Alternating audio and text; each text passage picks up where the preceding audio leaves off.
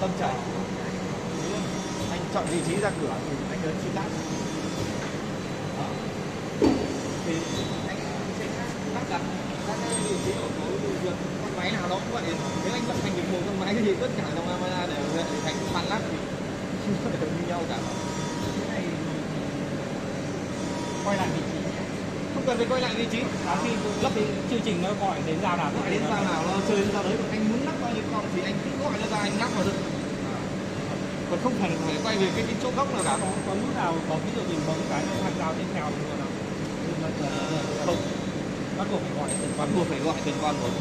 không rơi nhầm. Bắt buộc phải gọi về thì cái con này không em cái này với cái hàng trên này là anh dùng để làm chương trình.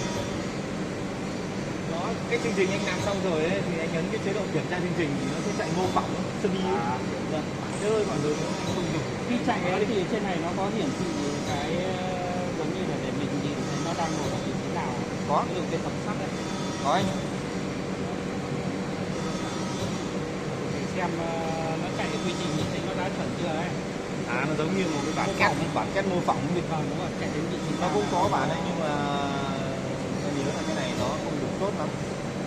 Vì chủ yếu là theo dõi bằng chương trình. Chủ yếu là theo dõi bằng trên chương trình. Chủ yếu là theo dõi chương trình của em làm đó. Chủ yếu là theo dõi chương trình.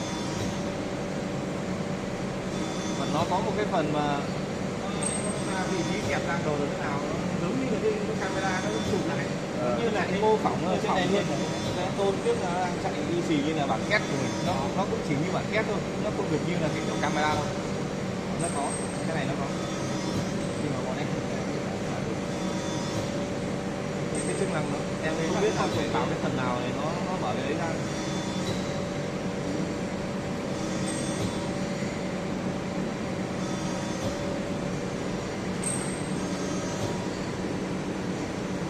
Cái đó thì anh cần nói là như nó ship được hệ thống là Pagamet nhưng mà nó ship VNC là anh cũng không giống vậy. Thì cái này thì chạy trục thì anh biết rồi, nó sẽ các đối xứng các trục với nhau, và cái này là chương trình anh chỉ cần phải set nếu là program với nó sẽ có báo lỗi gì nữa.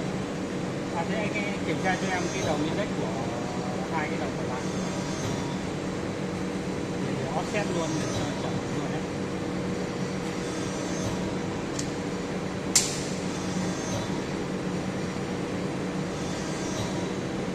Thì mình có dao dài càng dài càng tốt. Dao chạy cối thì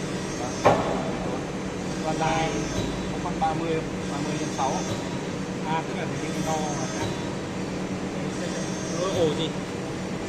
C à? Thế 30 x 6 thế đây rồi ra chứng nhận.